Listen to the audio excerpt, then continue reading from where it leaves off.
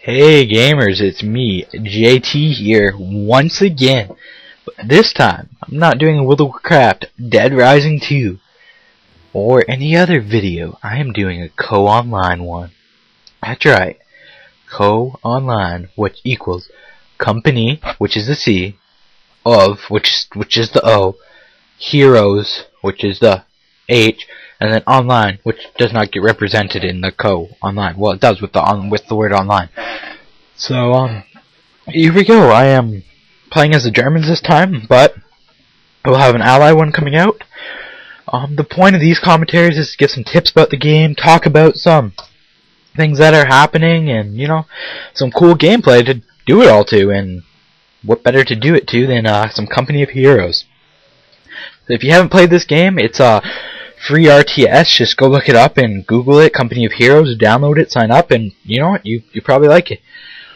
One thing about this game you'll notice right off the bat is the Germans are overpowered, the Allies are not, but next patch the Allies are sure to overpower the Germans. It's just the way it goes in this game. They just cannot get the balancing issue right.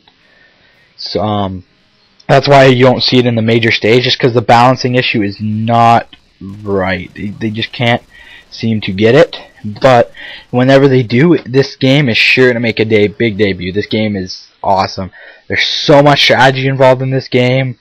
It's quick play. You gotta change on the fly. You gotta be able to read your opponent's gameplay, know what he's going for. Because of all right here, I knew right away that he's going for quick vehicles, either greyhounds or tanks, because he was just basically sending out engineers. I read that right away. I'm like, yes, quick vehicles, because he's gonna send out engineers to annoy me, capture stuff, and that way he can build up to counter that. I went, instead of right off the bat, I didn't go with the MG because I couldn't get my hands on a building from the Nazis. I went with an infantry squad. That way I could counter his units and a sniper. Counter his MG positions and his engineers that he's going to be using to try to get the vehicles quicker. So with the Allies, you want to play the most aggressive part of your gameplay. It's going to be like your attack part of your gameplay should be right off the start, right off the bat. You should be pushing me back into my base, trying to hold me there. Because later on in the game, if I get enough command points and fuel points, I'm going to get a tank or something, and I'm going to push you right out. I'm going to force you all the way back, and that's where you're going to want to set up your defenses. The point of this game right now is the victory points. If you hold 2 of them, the other person will lose points, and when they become 0 from 500, then you win.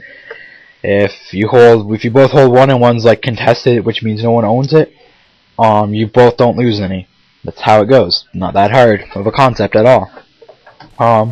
Something I gotta say about this game is I think this game would be 10 times better if it had like a mic communicating system.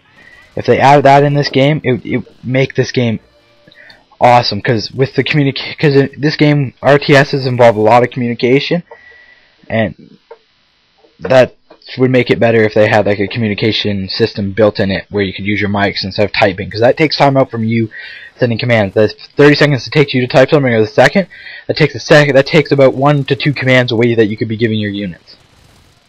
Think about that, right?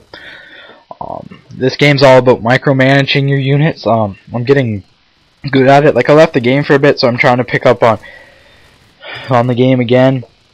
I like to play this game every once in a while. I get a aching for a good RTS game, and this is the one I go to.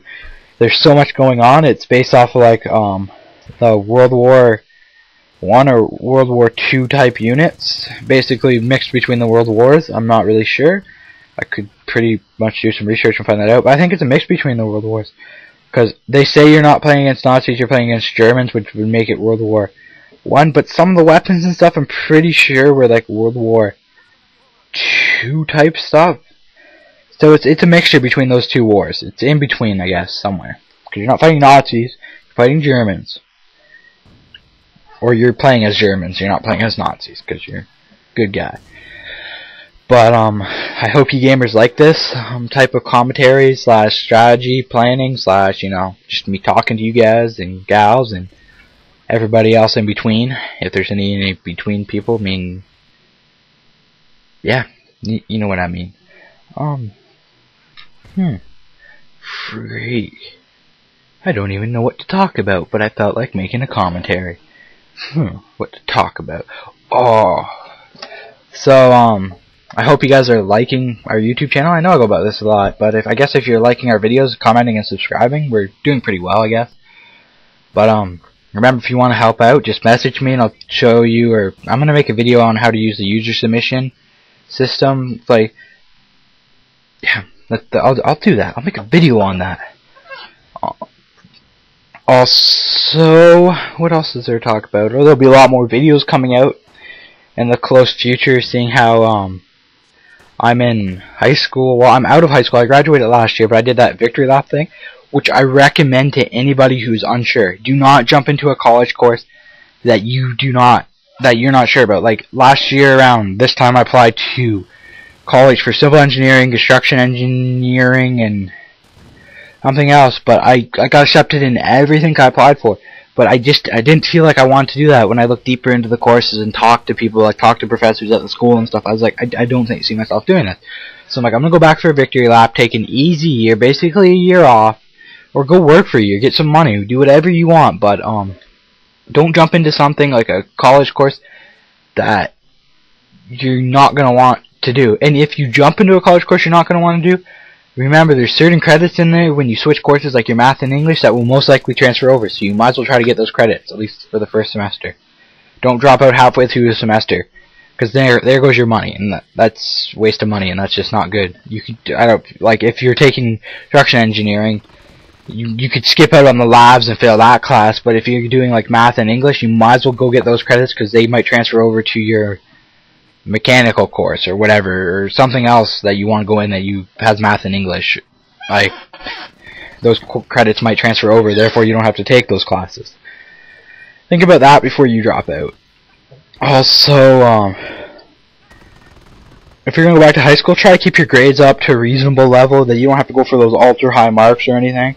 You already graduated and you got those grades before, but you want to keep your grades up so colleges will look at them and be like, oh, he's working, he's still got his stuff together, he's ready going to us.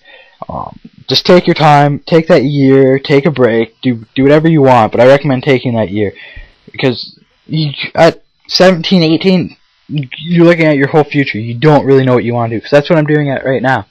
I went from civil engineering and construction engineering to applying for an aircraft mechanic college course, and everything related to mechanical, because that's what I want to do. I worked in a mechanic shop for a little bit.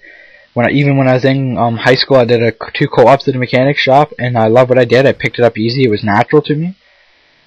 But the construction class was always really natural to me. Like I could do construction day in and day out, but it gets so boring to me. Like any job's gonna get boring, but I found that construction, like I could build like a shed. Like that was like one of our projects. We had gotten in groups and we built sheds, because it was like the basic structure of a house and stuff, and we did a little bit of plumbing in there.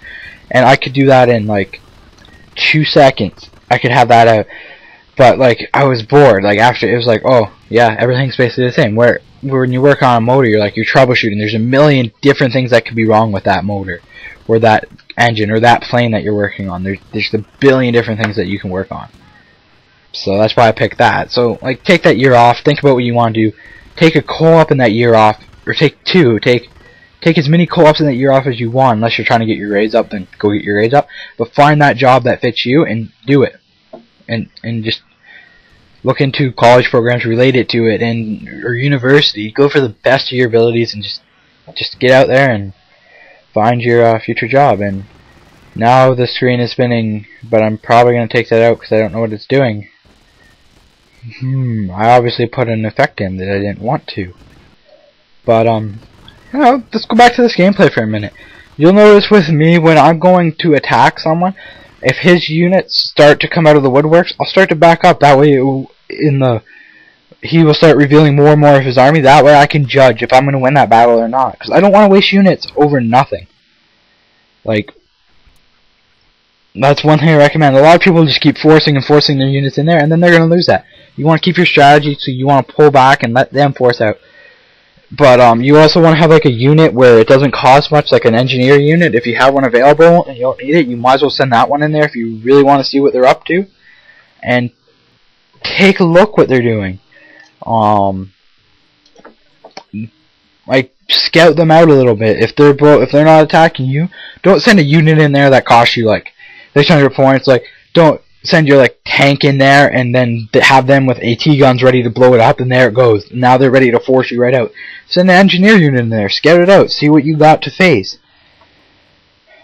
That's pretty much it. So yeah, I hope that my tips I'm going to give you in this game are working out good. Also, with your tanks, you're going to want to keep infantry units around them to deal with those AT guns, because your tank can take so many AT bullets, but you're going to want like infantry units to be able to go behind them, start focusing on them. Remember, if you're going up a tank with an AT gun in an open area, kite your tank like around it, so that way it's never going to get a lock on you to fire, and just keep cutting it around it, keep focusing your fire behind it, try to stay behind it. Move your tank so you're focused behind it. Also, I don't do any of this in this game, but planting mines around the victory points and important strategic points to you helps out a lot. That way you'll know when they're there, they'll blow up, and you can send backup over there and defend it. Here's a comment question. Only the people who play this game should answer this one. Who's played StarCraft in this? I've played a little bit of StarCraft. I like this game over StarCraft. The reason why I do is because I find this game to be more strategic. It's just more strategic. Like, you gotta balance your units better. You don't just pump out this certain unit at this certain time and go in here and do this and do that. Like, you're strategic. It's more strategic in my opinion. But I don't know what you guys. I'm wondering what you guys are thinking. You guys like this game or StarCraft 2 better? I know I'm gonna get those people out there who have never played like StarCraft and only play Company of Heroes say, "Oh, StarCraft sucks," and I'm gonna get those people out there who's only played StarCraft who says this game sucks. Like, I really don't care about their opinion. I want to hear both people's opinions. Like, if you've played both games, give me your opinion on it. That's your comment question for this video: is what game do you like better, or what is your favorite RTS, and why? There you go. That's a better comment question. What is your favorite RTS and why? There. Yeah. I'm smart up here. Videos coming out in the future. A couple of my leveling guide videos are going to be out in the next week. Another League of Legends. I know I've been saying that for a little bit, but there is another one on its way. There's going to be another Company of Heroes on its way. A P vs P World of Warcraft video should be out. Crisis Wars video, which is the Crisis Online. When I get good at that, because I kind of suck at that right now, will be coming out. I might even release one where you guys or Crisis players can give me a helping hand, tell me what I'm doing wrong, tell me what I should be doing, and explain how to play it to me. Because I don't know. It's weird. I don't really quite understand it. I understand you shoot the guy, but I don't quite understand what's a good strategy to use. It's different. Let's just put it that way. If you got some tips for me about this game from watching my gameplay to give to me, I'd be more than happy to hear them. I'm always looking to improve my gameplay. Yeah, so that's pretty much it for this video. I would like to thank you guys and girls and everybody else for watching this. I'd like to remind you to subscribe to our channel. It helps us out. Give us some thumbs up. Comment.